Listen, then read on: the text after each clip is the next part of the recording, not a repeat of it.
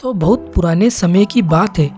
श्यामपुर नाम का एक छोटा सा गांव था और उसी गांव में एक राजा रहता था और राजा के पास काफ़ी धन और दौलत थी और वह स्वभाव में भी काफ़ी अच्छा था और राजा के राज्य की सभा भी उसके कामकाज से बहुत खुश थी। और राजा को एक ही बात का दुख था कि उसकी कोई संतान नहीं थी और वह इस बात को लेकर बहुत दुखी रहता था।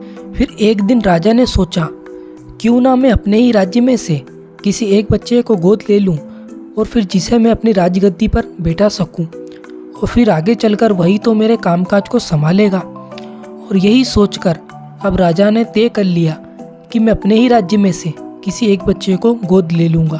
फिर अगले ही दिन राजा ने अपने मंत्री को बुलाया और कहा कि जाकर अपने राजमहल के सभी बच्चों को एक जगह एकत्रित करो। राजा की पूरी बात सुनने के बाद मंत्री सभी बच्चों को एक जगह एकत्रित करने के लिए चला गया। फिर राजमहल के सभी बच्चे एक जगह एकत्रित हुए और राजा उन्हीं में से किसी एक बच्चे को गोद लेने वाला था। फिर राजा ने सभी बच्चों को अपने पास बुलाया और कहा कि बच्चों, तुम्हें मैं एक पौधे का बीज दे रहा हूँ और तुम्हें इस बीज से एक पौधा लगाना है। और बच्चों, अब हम 5 महीने बाद मिलेंगे और बच्चों 5 महीने बाद जिस बच्चे का पौधा सबसे बड़ा और अच्छा होगा उसे ही मैं राजमहल का राजवंश चुनूंगा। राजा की पूरी बात सुनने के बाद सभी बच्चे उस बीज को लेकर अपने अपने घर की ओर चले गए। फिर इसी तरह 5 महीने बीत गए। फिर सभी बच्चे अपना अपना पौधा लेकर राजमहल में पहुँचे और उन सभी बच्चों के गमले में बीज फूट चुका था और एक छोटा सा पौधा निकला हुआ था। पर उन सभी बच्चों में से एक ही बच्चा ऐसा था जिसका नाम था रामू, जिसके गमले में कोई बीज नहीं फूटा और ना ही कोई पौधा निकला हुआ था।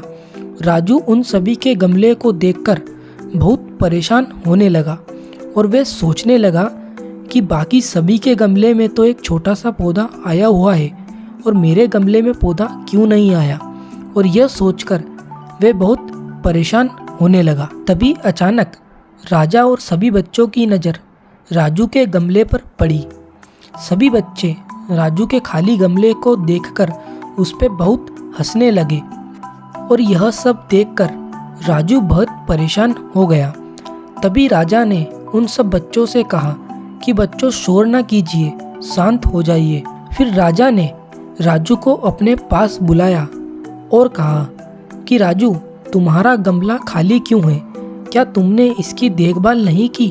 तभी राजू कहने लगा कि महाराज, मैंने तो हर रोज़ इसमें पानी डाला और हर रोज़ इसकी देखभाल की, पर ना जाने इसमें बीज क्यों नहीं फूटा। राजू की पूरी बात सुनने के बाद राजा ने उसे सभी बच्चों के सामने बुलाया और उसका खाली गमला दिखाया और खाली गमले को देखकर बच्चे फिर से उस पर हंसने लगे और यह सब देखकर राजू डर सा गया। फिर राजा ने उन सभी बच्चों से कहा कि आप सभी बच्चों को इतना खुश होने की ज़रूरत नहीं है, क्योंकि मैंने जो आपको बीज दिया था वह बीज बंजर है, यानी आप उस बीज से कितनी ही मेहनत कर ले उससे कोई पौधा लग ही नहीं सकता। बच्चों, यह बीज मैंने तुमको इसलिए दिया था ताकि मैं पता कर सकूं तुम में से कौन बच्चा ईमानदार है जिसे मैं राजमहल का राजवंश चुन सकूं। और तुम सभी बच्चों में से एक ही बच्चा ईमानदार है, वो है राजू, जो अपनी ईमानदारी से आज राजमहल का राजवंश बनने जा रहा है। फिर राजा राजू की इस ईमानदारी को देखकर बहुत खुश हुए और उन्होंने राजू को राजमहल का राजवंश घोषित कर दिया। और यह सब देखकर राजू बहुत ही खुश हुआ। फिर सभी बच्चे उदास होकर वापस अपने घर की ओर चले गए। तो इस कहानी के माध्यम से आज हमने क्या सीखा? आज हमने सीखा कि हमें हर काम ईमानदारी से करना चाहिए। बेईमानी से किया हुआ काम कभी भी सफल नहीं होता है और हमें ईमानदारी का फल एक ना एक दिन जरूर मिलता है।